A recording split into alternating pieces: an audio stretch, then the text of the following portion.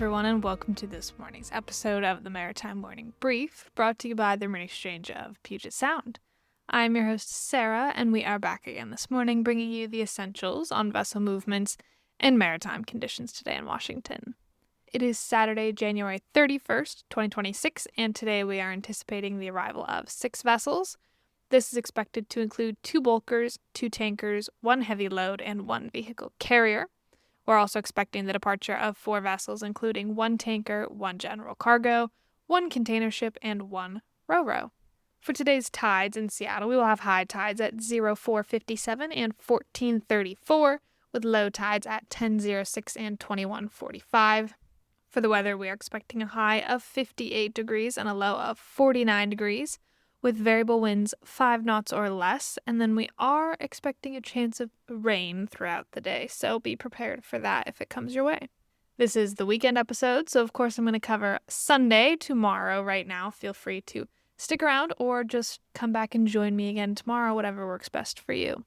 Tomorrow is Sunday, February 1st, 2026, and we are anticipating the arrival of 14 vessels. That is expected to include 3 bulkers, 3 tankers, 6 container ships, 1 ro-ro, and 1 vehicle carrier. We're also expecting the departure of 5 vessels, including 1 tanker, 2 container ships, 1 heavy load, and 1 vehicle carrier. But of course, ship schedules are dynamic and they are subject to change, so make sure to log into our AIS feed, check out the daily paper, or call into the Operations Center for the most up-to-date information throughout the day. For tomorrow's tides in Seattle, we will have high tides at 05:30 and 15:33, with low tides at 10:51 and 22:31. For the weather, we're expecting a high of 53 degrees and a low of 48, with south wind to 6 to 10 knots throughout the day, and still that possible continued chance of rain.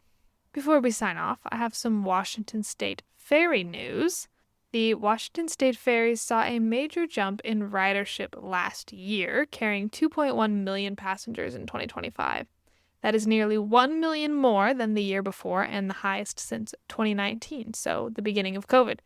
The increase came as full domestic service returned, including restored 2 boat services on Seattle-Bremerton route and a full 3-boat schedule on the Triangle route. Cancellations dropped sharply, especially those linked to crew shortages thanks to ongoing workforce investment. In total, Washington State ferries completed 98.6% of scheduled sailing and operated nearly 7,000 more trips than in 2024. These are some really impressive numbers coming out of Washington State ferries. Of course, the system is not yet perfect, and I don't think anything serving the people always can be, because there are lots of people that need served all the time, but it's still really cool to see such success coming from those efforts. If you want to read more about that press release that they put out, I shared the link on all of our social media, so you can head over there and check that out. There's also a few Workboat articles, but of course Workboat has some premium paid things now, so you can't just read those articles. So if you don't pay for those, Washington State Ferries actually put out their own, and you can check that out.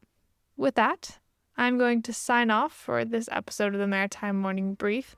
Thank you, as always, for taking the time to join me. I hope it's helped you plan for your day ahead, and I look forward to seeing you all again bright and early Monday morning.